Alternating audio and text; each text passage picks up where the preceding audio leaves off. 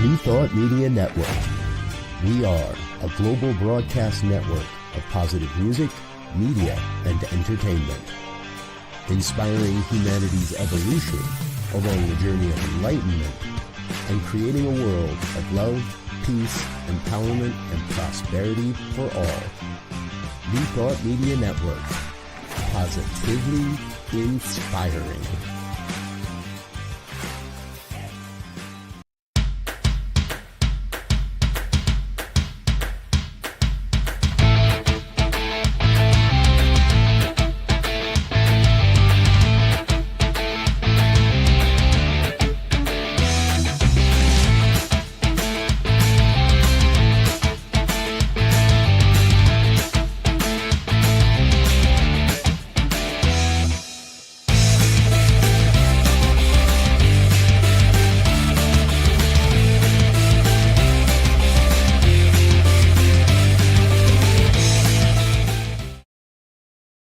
Hello, hello, hello. Welcome to Rockin the Love. I'm Robyn. And I'm Gil, and we're excited to be with you today. My goodness, we're in July already. We're in July. It is crazy, this 4th of July week. Woohoo! Just so you know, we're coming to you pre-recorded. This is officially our July 2nd show, being recorded on the 1st. Yeah, just letting them know that if they talk to us, because, you know, they get so excited to say hello. You're welcome to say hello. Back. We will not answer. And we'll be like you're not even talking to us because we won't hear it until we replay it later. But we're happy to hear from you. So please make your comments. Let us know what you're thinking so that we can incorporate that in our next program. Yeah. All that. And, you know, do the normal stuff, like us and all of that, so that the algorithms go in our favor and life is beautiful. Anyway, here we are, Rockin the Love and ready to rock. So today's topic is creating connection and rising together. Creating connection and rising together. Yeah. Wow. I like the addition. Yeah. Well, it makes sense. That truly, when we create really good connections, we do support each other in rising. We do. And what better aspect of relationship than connections with people we weren't expecting? It's so true. So for those of you that are longtime listeners, you might be a little concerned that Gil and I are on two different cameras. We are not apart. We are together still. We have not likened back to our old ways. We are here together. We just are using two cameras. I don't know why. Maybe we thought it was easier. Great. All right. So, how was your week? It was good. Very good. We had a good week. I'm excited to hear about all the things that have gone on. We had a really fun time on Saturday making candles. That was so fun. Wasn't that fun? It was really fun. It was fun. We did a candle workshop that day. We did chakras for the candles for the chakras.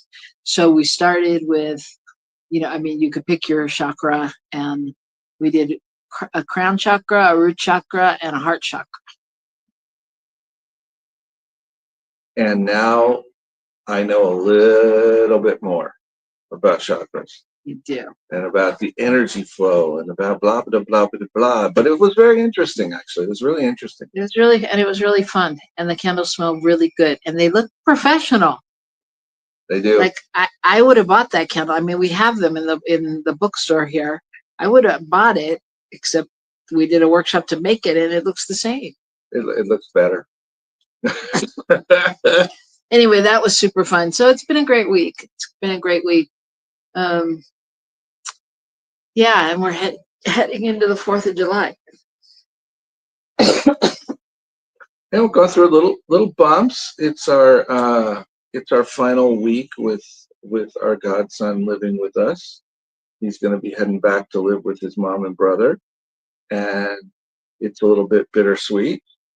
But that's, we're kind of working through that and making sure we have some fun. Tomorrow we have a really fun day planned.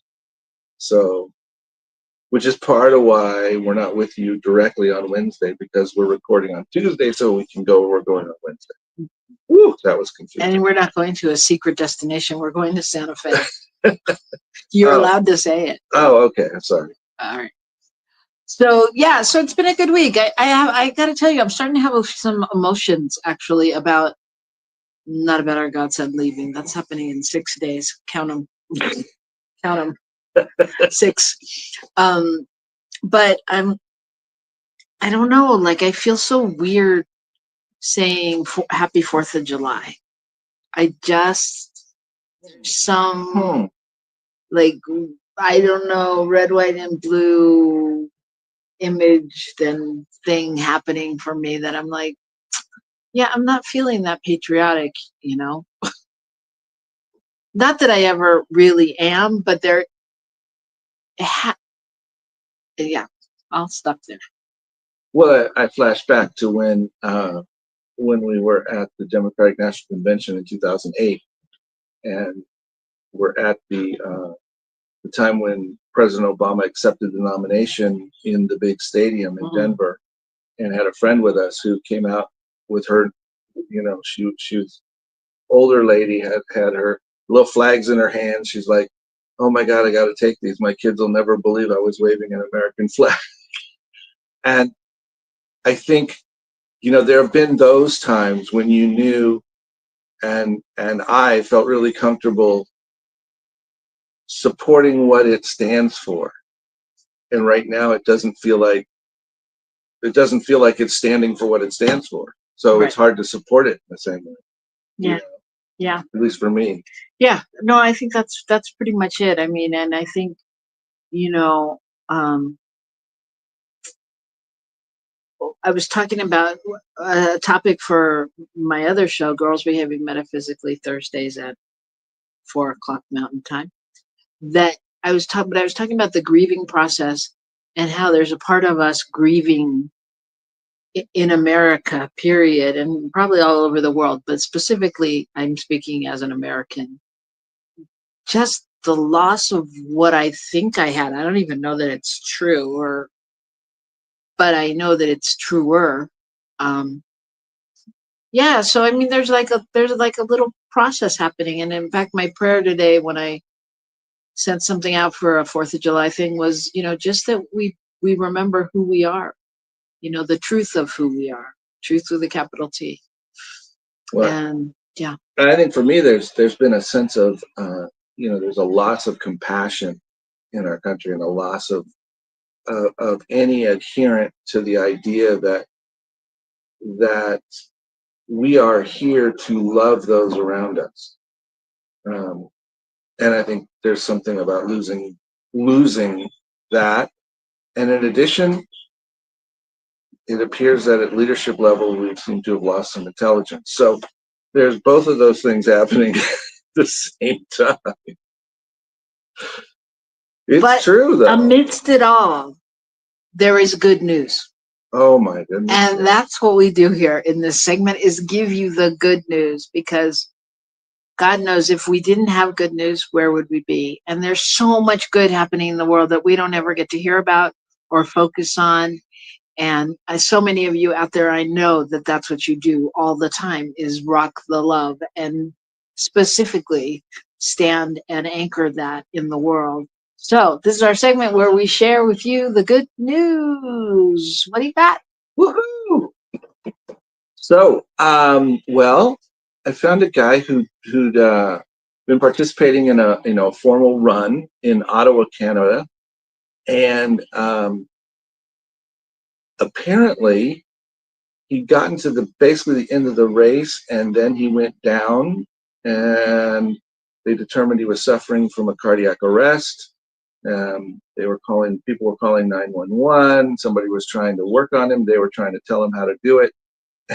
And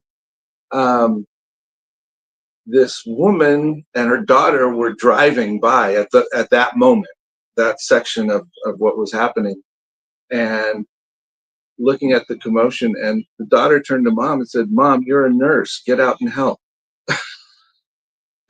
which I thought was kind of comical. But she got out and helped, and she was able to do the CPR properly without any trouble and to direct other people until the ambulance arrived, etc. And so this guy had no memory of any of this time, the couple days before, a few days after, none of that. And so we actually put out an ad to find out who it was that saved his life. Wow.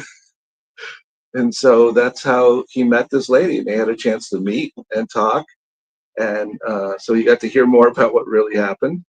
And but I thought it was really cute that, you know, even our heroes sometimes need a little nudge. But isn't it, you know, I mean, it's just people genuinely all wanted to help. You know, they were all trying to do their best, and you know.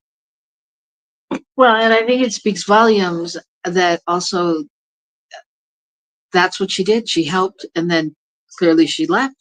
Right. She finished and she left. Right. You know, it wasn't about getting the accolades or any of that. Right. It was a couple months later that he put this out because he was like, "What's going on? What happened?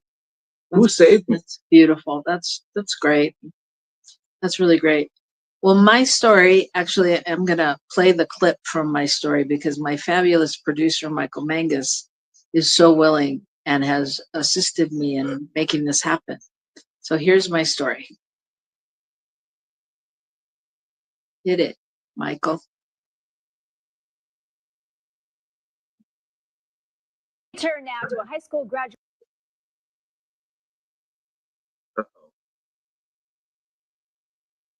Is it not going to talk? Should I talk instead?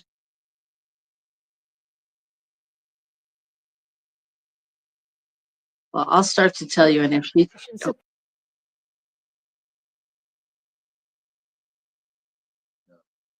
Pride.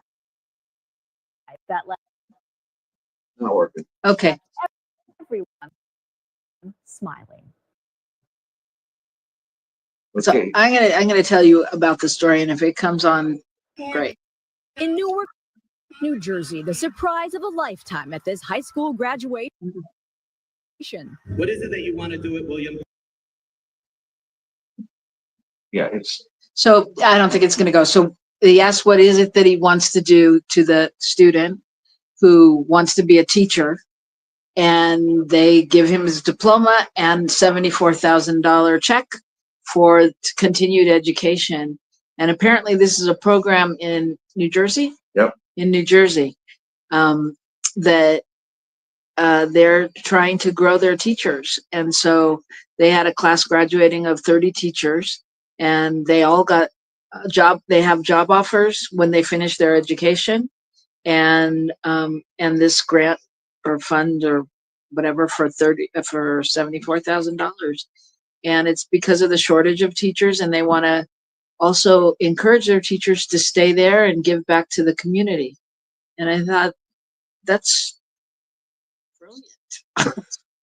I mean, you know what I mean? But it's really what we talk about, because it's that staying, you know, giving back to your community and supporting and being there. And so these are people that really want to do that and have that passion and that dream of becoming an educator there and making a difference in their hometowns. And you give them a little encouragement to definitely come back to their hometown, and they feel supported and encouraged to go through the process of getting the education. As we all probably know, sometimes it doesn't feel like fun when you're going through schooling.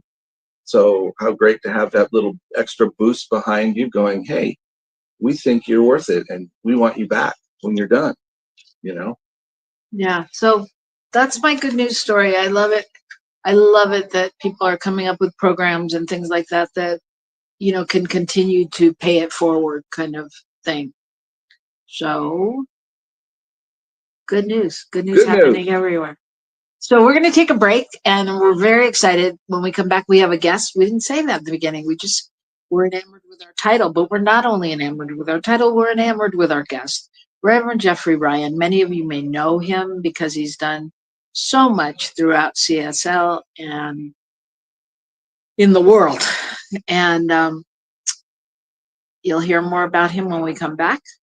And you will also hear about creating connection, rising together. So stay tuned and meet us right back here on New Thought Media Network.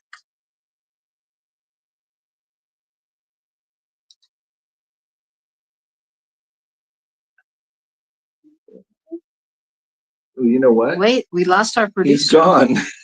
He's gone. What happened? All right. Want to hit it? Well, let's not take a break. Let's just bring Jeffrey in. Yeah, that's what I was going to say. That's the easiest thing at this point. That is the easiest thing. So let him in the room, and I can't do it on here. There he is, Rev Jeffrey Ryan. Hello. Hello, hello. Good to see you. How are you? Good to see you too. Yeah. So I think it was probably his computer dropped is what happened. So with the well, neither one of us I noticed there was the box looking funny, but I didn't realize it was his box. So it's okay. He'll come back. He knows where to find us. That's right. So that's the beauty of editing. So there you go. So welcome. What that didn't give me time to do was pull up your bio. So what I know about you is that you have a great sense of humor and that you are very creative and have taken a whole different turn with visioning and created a lot of things you've done extensive work throughout CSL. So why don't you tell us, what is it that you want people to know about you? Well, I'm the Senior Minister of Riverside Center for Spiritual Living in Riverside, California. And I served as the Vision Team Chair for 3 years. And during that time, I reworked the visioning curriculum to the curriculum that is now available through CSL. So visioning a way of life.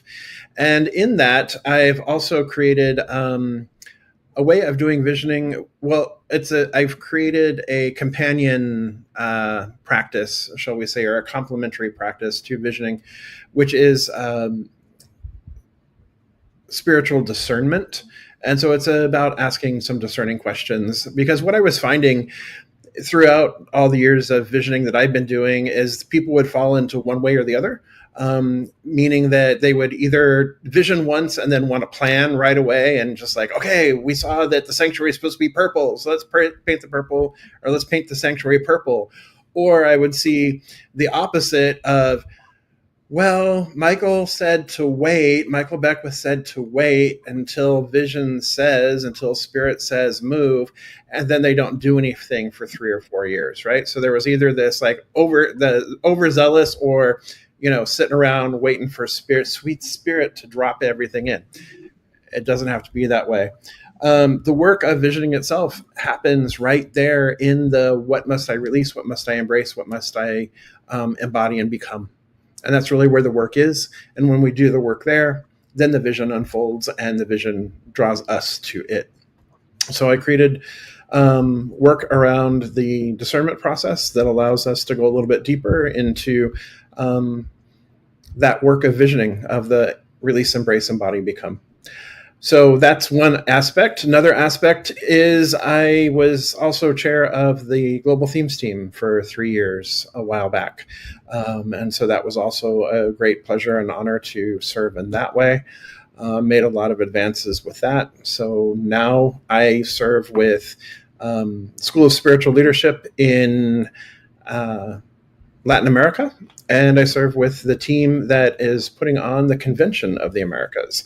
So this is my latest passion, is our Region 13, our beloved Amada Comunidad 13. And so this is where I find myself serving the most now. So the Convention of the Americas is happening, coming up in July 22nd through the 26th. And people are welcome to come and join, and I'm happy to share more about that. But that's just a little bit of me in a nutshell, I guess. So I don't want to Jeffrey, you're such a slacker. No, I know. I have nothing else better to, I'm so lazy. Well, that's amazing. That's beautiful. Gil and I actually are from Agape. That's where we started. And so, we did a lot of visioning. We're big visioners. We vision for everything, for our wedding, for everything. Yep. And I find also as time goes on, we add things that work for people as well, especially when we were working with teams and we had them vision. We added like a whole component. And I think for those of you who don't know what visioning is, it's different than visualization. It's really about being still and listening to Spirit's idea of what is highest and best for you. And depending upon what you're visioning on, it comes in different ways, and it's just different than visualization. Yep. Yeah, it's an allowing it's not process. Making a visioning board. You're allowing it to be more like, if you need, to be more than, if you want a new car and it's a red Corvette in your mind, you're being open to what else it might be or what else might come through. Yeah. Anyway, definitely something to explore. If you don't know about it, let us know. Feel free to type in the chat or to Reverend Jeffrey's email address will be up there, and you can contact him. But last year, as you all probably know, we were at the Convention of the Americas, and it was so fun. We even did a broadcast from there with Reverend Sonny and Rev Rodney and Gitten. Several people. I don't remember now. There were a whole bunch of them Sunshine Day. And it was very fun. We are not going this year. However, we are going next year.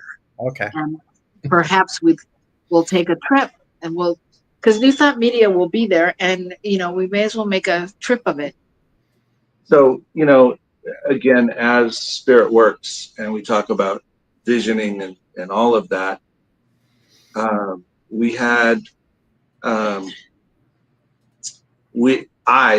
really wanted to go this year and couldn't quite figure it out how it could work. And as it turns out, that same weekend we have a memorial service for a family member. So, you just don't know. Right. I thought it was because God was cheating me out of enough money to go, but the reality was I was being saved from that. It's just such a wonderful thing to notice how things come together, and even when it doesn't feel exactly right to begin with, that we're on the right path. So anyway, I know that I had a great time there last year, and my understanding is it's been going on for several years. This is year 11. Year 11. Okay. How long have you been involved with it, Jeffrey? Since 2020. 2020. So about 5 years. Yeah. Okay. All right. And what is it? What is the big thing as to what makes it important for you? Why have you moved into that place, kind of adopting it as an important part of your life now? Well, like we're talking about today, it's about creating connections, really. And our Latin American communities are Region 13 of Centers for Spiritual Living, I should clarify.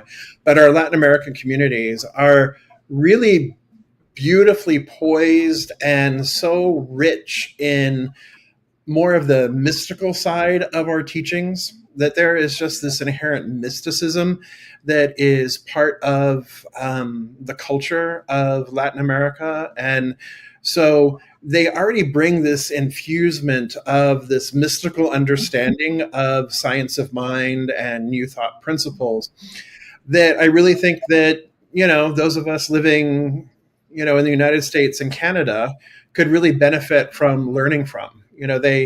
They do have that mindset of what we refer to as Kingdom 3 consciousness, Kingdom 4 consciousness. That's just kind of built in there. That mystical consciousness is already built in there. And so, here in North America, we have a tendency, more and more, we're becoming more mystical, I think, as our centers grow and as we evolve. But so much of it still is rooted right there in Kingdom 2 by me. If it's meant to be, it's up to me. And, picking ourselves up by our bootstraps and, there's a power for good in the universe and you can use it. I mean, I love Ernest, but, really there's a power for good in the universe and it uses us. And I know that Michael Beckwith has said that too. So I know that you're familiar with that. So it's a both and, but, here in North America, we still have that tendency to like, what did you manifest this week? What did you talk, what did you demonstrate, and there's just such a natural mysticism that we could really be learning from our Latin American brothers and sisters and siblings that really helps with that connection, a deeper connection, creating those connections. And the conference itself is bilingual. So we're talking back and forth, there's always opportunity to learn and grow and study with one another and just have conversations, make those connections. Yeah, I think it's so interesting that you're saying that, because I think that, I am Latina, but I think that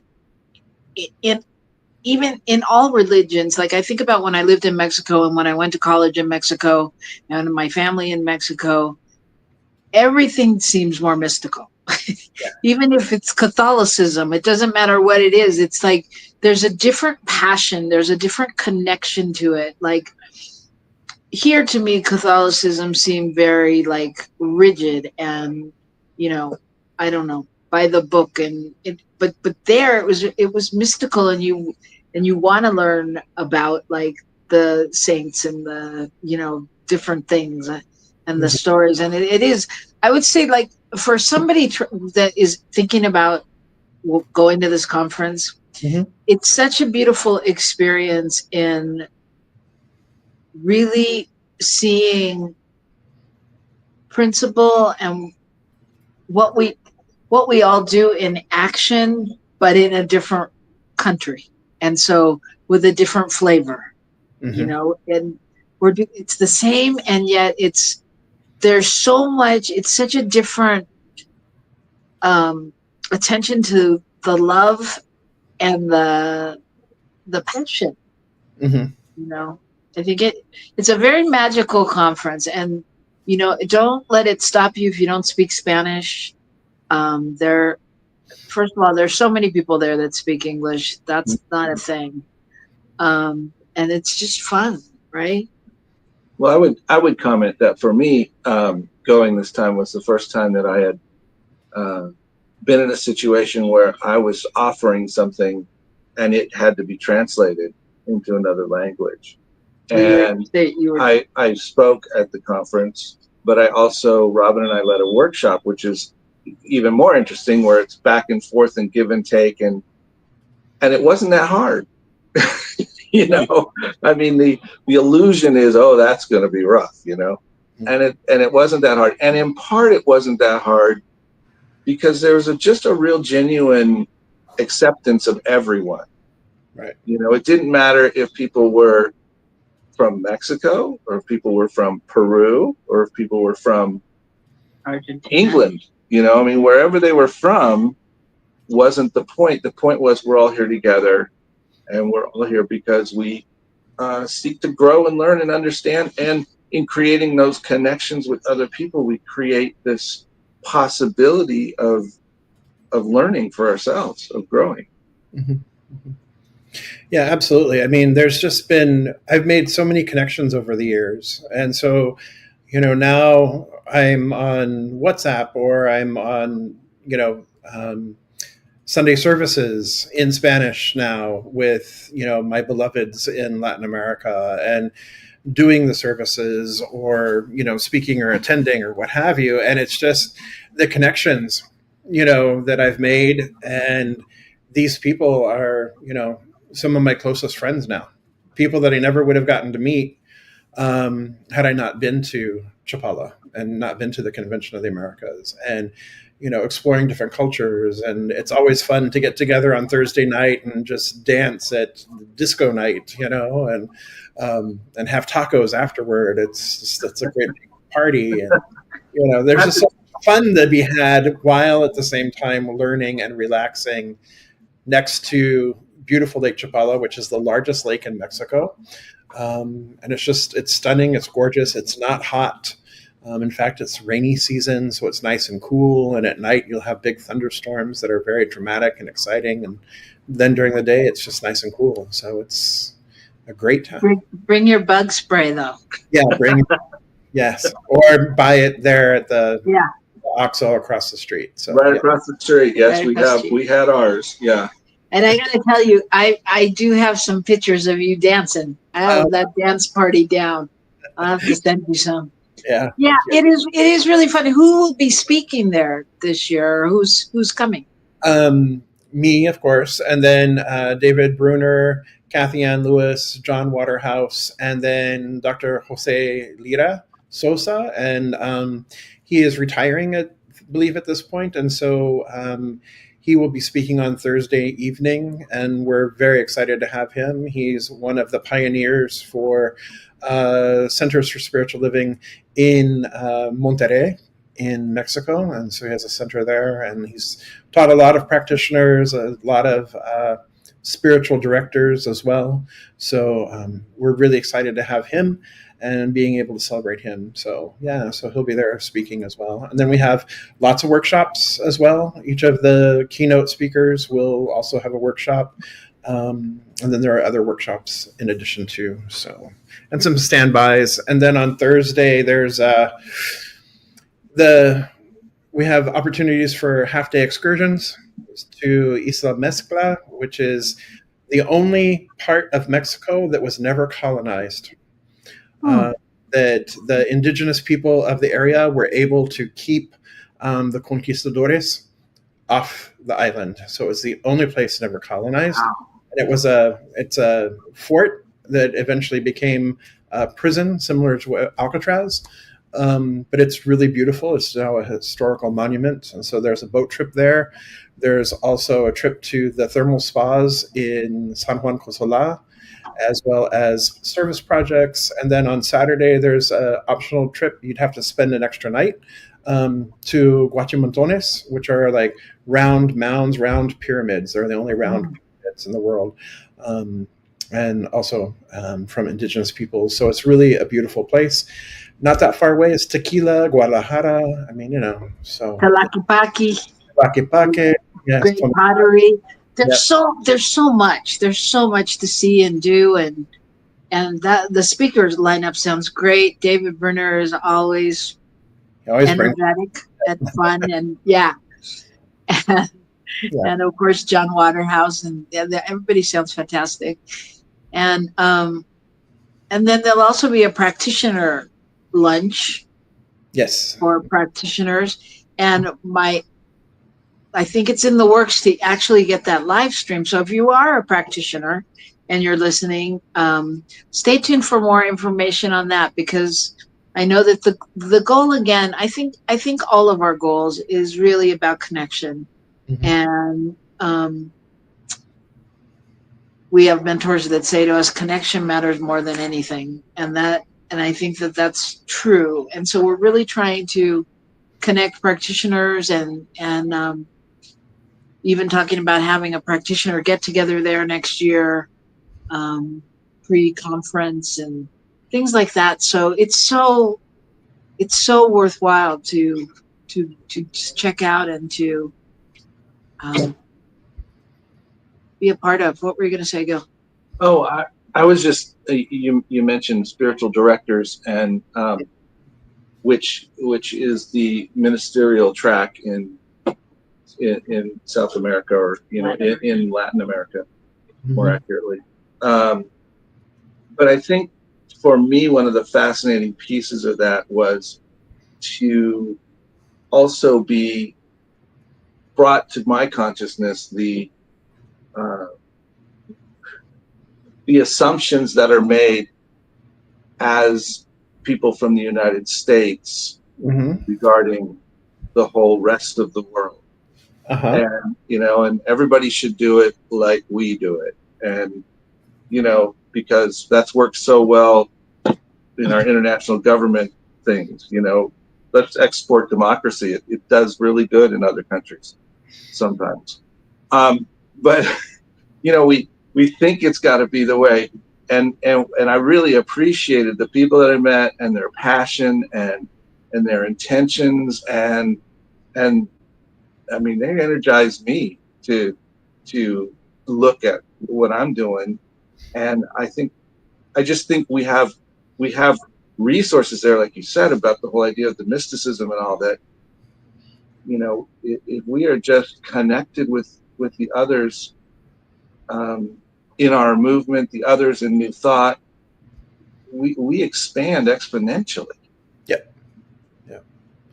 Well, and to that point, the reason why they're spiritual directors and not ministers is because of state religions, right?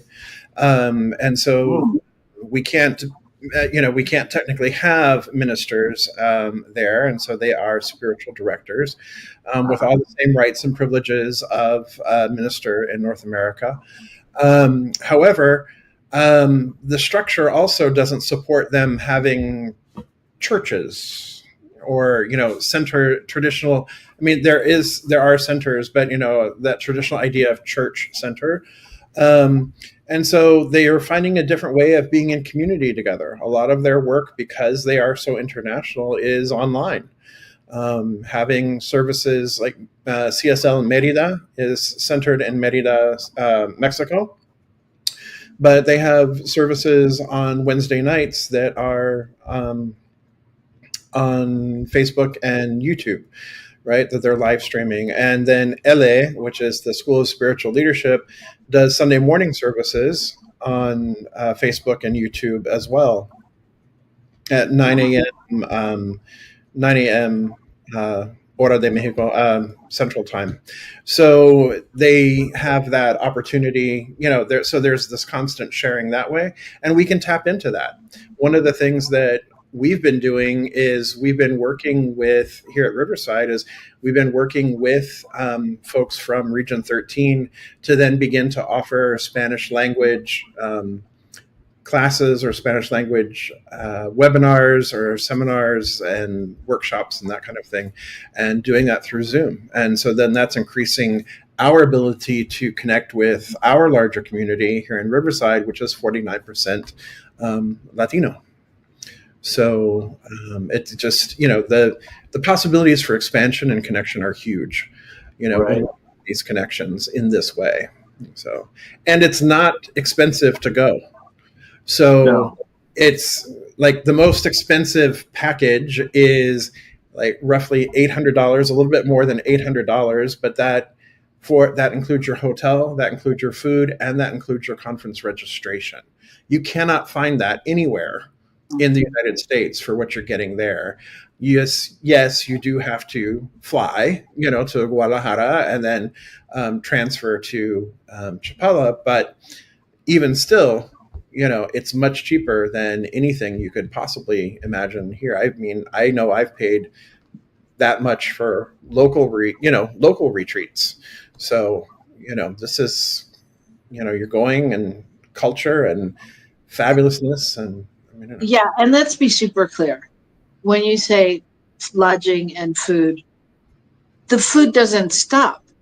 No. I mean, there's breakfast buffets, there's lunch buffets, there's dinner buffets, and there's all kinds of things, and it caters to all people with all kinds of dietary needs. There's vegetarian, there's vegan, there's meat eater, and there's so much. You get such a taste of culture.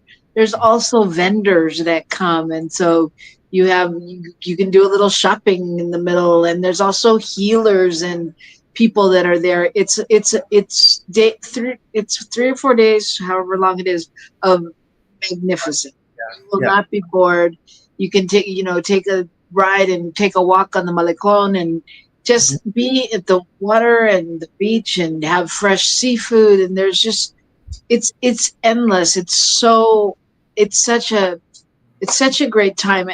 And I think, when we say creating connection, and the theme of the conference this year for Chapala is rising together. And I think for those of us that are centers for spiritual living, and our motto is creating a world that works for everyone, this is the only way, people, is to connect, and really it's about understanding and and being part of. And I think that's, I mean, I'm a little biased because I feel like my people are so giving, and it's such a great experience to connect with people that are so giving and so willing to learn and to teach and to, you know, not be, this is the way it goes, but to be like, okay, adelante, you know, whatever, you know, it's just, it's an experience. And you know, people say once you go, you'll always come back. And it's true. There's, you know, so much repeat people coming because it's always different. Yeah. And this year, if you're a first time guest, you get 10% off. Wow. So, wow. I know. So you can register at conventionoftheamericas.com. And then when you get to the place where you pay, then you click on Mexican bank transfer. You're not transferring money to a Mexican bank, but you click on that, and then that gives our team a heads up that you are somebody that we need to reach out to directly, and then we can take care of processing payment and making sure that you're getting the discounts you need. And same thing with if you want to go on any of the excursions, you can also go to Convention of the Americas. It's better that we know in advance that you're going to go on an excursion. Register at conventionsoftheamerica.com, and again, click on the Mexican bank transfer, and then that flags our team to reach out directly to you for special service. So, yeah. And the other thing I want to add that's great, I'm sorry if I cut you off, but the other thing I want to add is that there's also payment plans available. So, but we're now just a few weeks away. So, but even if you can't go this year and you want to plan for next year, Gil and I already have a deposit in. And we're ready for next year, so we're ahead of the game. But I'm just saying, if I get it, we get it. If it's too soon, but like, really, just think about it and just think about the possibilities, because there's a way to make it work. And I would just say the area is magical. Yeah, it's really beautiful area, and so many different people, and it's not. It's very, for any of us that might be a little concerned being gringos, it's a very gringo friendly area. There's a lot of Americans living in the area, and that's all really, it takes the edge off of feeling like it's totally unfamiliar, because it's not, but yet it's totally different at the same time. And the people who live there and the people who have grown up there are just so fantastic. And I just want to say the flip side to that, because that actually terrified me more about going there was that there were so many Americans, and because I hadn't been to Chapala. I have family in Guadalajara, and I was like, oh, I don't want to go. It's too many Americans. It's going to be blah, blah, blah. And it wasn't. I mean, it was so, I really felt like, at least the people that I was in contact with, everybody is just, I don't know, living their dream, living in love, living, I don't even know how to express it. But it was like there was a level at which there was no difference. And it was pretty magical. Paramhansa Yogananda had traveled to Chapala and Ajijic, which is one of the other towns there, and recognized it as a very spiritual place. And so it really, while he was there, he really had a download for spreading his message and his word and his teaching throughout the West as well. So he called it, a center point of spirituality, that it would draw many spiritual people. And in fact, it has. There is a CSL community there. There's also a Unity community there. Yeah. And then there's a lot of folks that Course in Miracles communities. There's a lot of folks that are New Thought that are living in the area. So yeah, it is very familiar, and lots of love. Yeah. Yeah, well, I'm excited. I'm excited to hear about this year. I'm excited to hear about everything that goes on, and just backtracking a little bit to what you were saying. I'm excited too, because we we too have forged a relationship with Merida, and we've done a couple workshops for them, and talking about also just having conversation with their leaders, their directors, about how do we work together? How do we really make something? How do we have a connection that's beyond Zoom? So I mean, I think it's happening. I think I appreciate Chapala and Dr. Rebecca Pena for all that she's done and the vision that she's held, and I really think it's one of those things that even more and more over time, like, it's really solidifying and being that space for people, will be that space for people to start to have a real understanding, real connection. And I think with along with you, we can be truly educated and supported in how we reach communities around us, because we may even have you beat by a percentage point or two here in Albuquerque. It's about 50%, and about 50% of those people speak primarily Spanish. So and that's not what my center looks like exactly. And I would like to see that shift. It's not what our community looks like here. We have some people, but it's about figuring out how to communicate the message, because obviously the message lands when it's communicated. Yeah. And it really is about getting back to principle and teaching. That's what I find our Latin communities are really doing most. Some of the most successful communities are in Peru. I think of Alquimia with Dr. Gladys. She's graduated hundreds, if not thousands, of practitioners at this point. Wow. It is like, I think behind the United States, Peru has the second largest number of practitioners. Wow. I did not know that. I didn't know that either. So, I mean, it is, and especially Region 13 has a huge number of practitioners. So, it's there, it's growing, it's changing lives, definitely, all over the world. But, we are really seeing a lot of growth right now in our Latin American communities, and it's beautiful to witness, beautiful to see.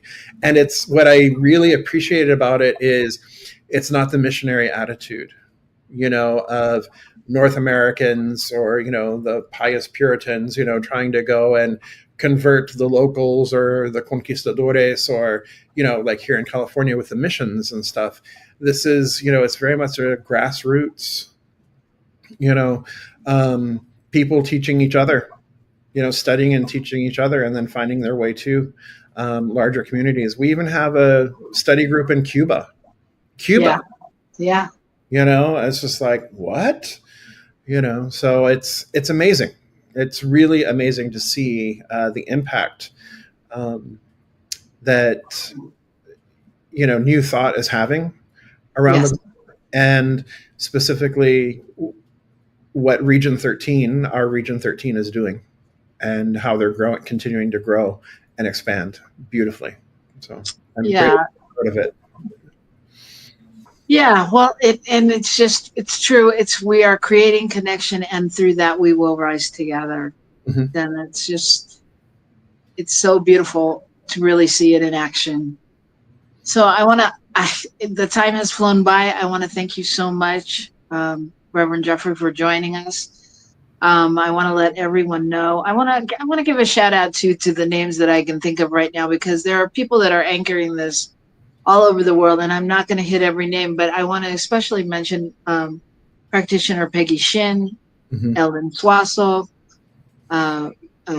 Myrna Lopez Trevithick, and people that are anchoring in Blanca Oh, my Blanca. I'm coming next year to see that.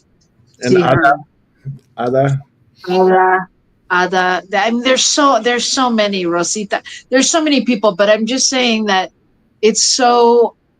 I just so honor the work they're doing because they're so committed, and it's just a beautiful thing to be committed to love.